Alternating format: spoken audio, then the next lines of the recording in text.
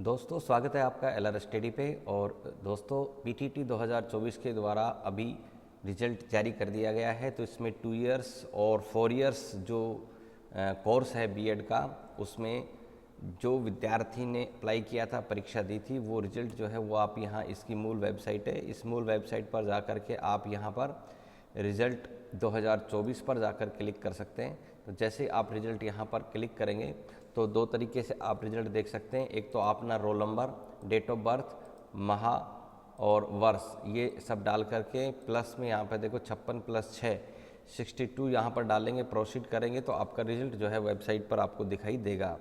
दूसरा तरीका ये है, एंटर यहाँ पर आपको आपका नाम डालना है, यहाँ पर आपके मदर्स नेम डालना है और डेट ऑफ बर्थ डालनी है। तो जैसे ही आप डेट ऑफ बर्थ यहाँ पर फिल करेंगे, प्रोसीड करेंगे तो आपका रिजल्ट जो है वो यहाँ पर शो हो जाएगा।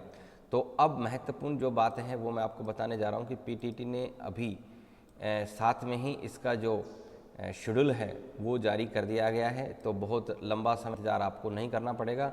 तो आप यहाँ देख सकते हैं पीटीटी 2024 काउंसलिंग शेड्यूल। तो आप यहाँ पर क्लिक करके इस काउंसलिंग शेड्यूल को आप डाउनलोड कर सकते हैं। तो जैसे ही आप यहाँ पर क्लिक करेंगे तो ये जो शेड्यूल है वो आपके स्क्रीन पर डाउनलोड हो जाएगा।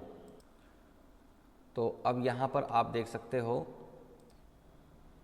कार्यालय समन्वयक पीटीटी 2024, और अभी आज ही की डेट पे देखें आप 5/7/2024, और ये अधिसूचना जो है वो जारी कर दी गई है। तो देखिए 2 वर्षीय बीएड 4 वर्षीय इंटीग्रेटेड बीएड बीएससी बीएड कार्यक्रमों हेतु 9/6/2024 को आयोजित प्रवेश परीक्षा पीटीटी 2024 का परिणाम 4/7/2024 को घोषित किया जा चुका है।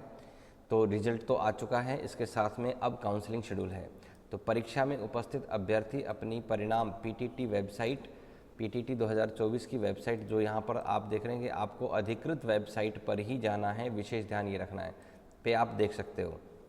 और जो भी आपका जो परिणाम है प्रिंट आउट उसका निकाल के रखें। तो जैसे ही बीएड कॉलेज में जब आप रिपोर्टिंग करने जाएंगे तो वहाँ इसकी आवश्यकता होगी और बाद में भी आपसे मांगा जा सकता है, तो इसलिए आप इसको संभाल के रखें। परिणाम घोषित उपरांत परीक्षार्थी के काउंसलिंग रजिस्ट्रेशन की प्रक्रिया निम्नांकित तालिका के अनुसार आरंभ कर दी गई है। तो पीटीटी की जो काउंसलिंग है वो शुरू कर दी है।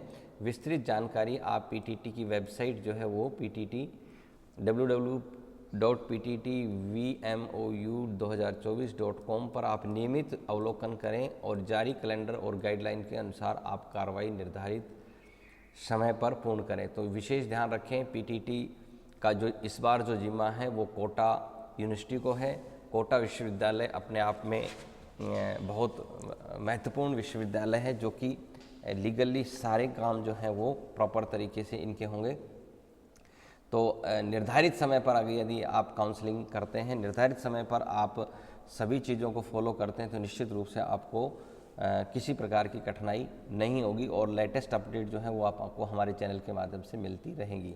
तो देखिए ऑनलाइन काउंसलिंग हेतु रजिस्ट्रेशन शुल्क 5,000 रुपये आप ई मित्र के माध्यम से ऑनलाइन करा सकते हैं या ई मित्र के माध्यम से जमा करवाना है।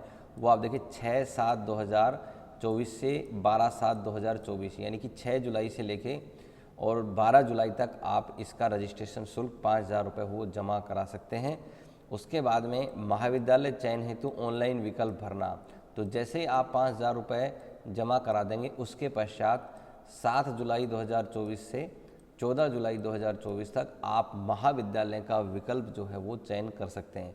तो इसके लिए वेबसाइट के ऊपर आपको एक लिस्ट मिलेगी जिसमें सभी कॉलेज के नाम होंगे। राजस्थान में संचालित जितने भी बीएड की या बीएड बीएससी बीएड जितने भी कॉलेज हैं उनकी अलग अलग जो है वो लिस्ट आपको मिल जाएगी।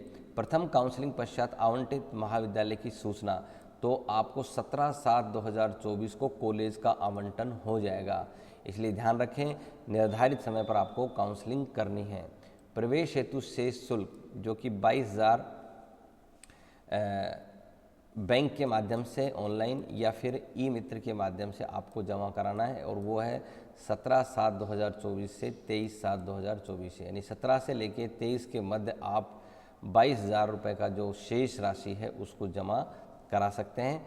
जैसे आप इसको जमा कराएंगे उसके बाद में प्रथम काउंसलिंग पश्चात आवंटित महाविद्यालय में व्यक्ति से रिपोर्टिंग तो 17/7 यानी कि 17 जुलाई से सत्र प्रारंभ, बीएड का जो सत्र है वो सेशन 17 जुलाई से शुरू हो रहा है। और आप ये जो फीस जमा कराने के पश्चात आप कॉलेज में जो रिपोर्टिंग है वो 17 जुलाई से लेकर के 26 जुलाई के मध्य आप रिपोर्टिंग अवश्य कर दें। अपवर्ड मोमेंट हेतु ऑनलाइन आवेदन, यदि मान लो किसी विद्यार्थी को इच्छित महाविद्यालय नहीं मिलता है, महाविद्यालय आपको पसंद नहीं आता है या महाविद्यालय की दूरी है या कोई भी जो भी आपका इशू हो, तो यदि ऐसी स्थिति है तो आप 19/7/2024 से 27/7/2024 के मध्य अपवर्ड मूवमेंट लगा सकते हैं। तो अपवर्ड मूवमेंट के माध्यम से जो भी अप वाली आपकी काउंसलिंग जो भरी हुई है चॉइस, उसमें से आपको कॉलेज, यदि वहाँ रिक्त सीट है, खाली ही जगह है, तो वो आपको मिल सकती है। अपवर्ड मूवमेंट के पश्चात महाविद्यालय के आवंटन सूचें, तो जैसे 19 जुलाई से 27 जुलाई के बीच में जब आप अपवर्ड मूवमेंट भर देंगे तो उसके बाद में 28 जुलाई को एक लिस्ट निकलेगी जो कि अपवर्ड मूवमेंट के पश्चात महाविद्यालय का आवंटन होगा। तो 28/7/2024 को जो लिस्ट आपको मिलेगी तो उसमें यदि आपका महाविद्यालय चेंज होता है तो नवीन महाविद्यालय में आपको रिपोर्टिंग करनी होगी और पूर्व की जो विद्यालय है, महाविद्यालय, वहाँ से आपका प्रवेश निरस्त हो जाएगा। तो विशेष रूप से इन चीज़ों का आपको ध्यान रखना है।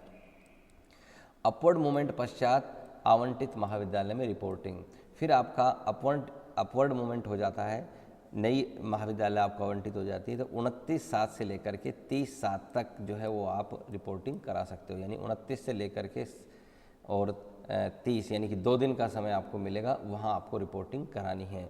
तो ये पीटीटी समन्वयक 2024 के द्वारा प्रथम काउंसलिंग का शेड्यूल जो है वो जारी कर दिया है। ये पहली काउंसलिंग है जो कि 6 जुलाई से शुरू होकर के 30 जुलाई तक चलेगी।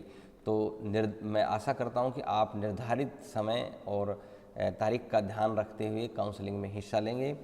जो भी सफल विद्यार्थी 2 इयर्स बीएड कोर्स में हुए हैं और 4 ईयर इंटीग्रेटेड कोर्स में हुए हैं, सभी सफल भावी शिक्षकों को बहुत बहुत शुभकामनाएं। Thank you very much.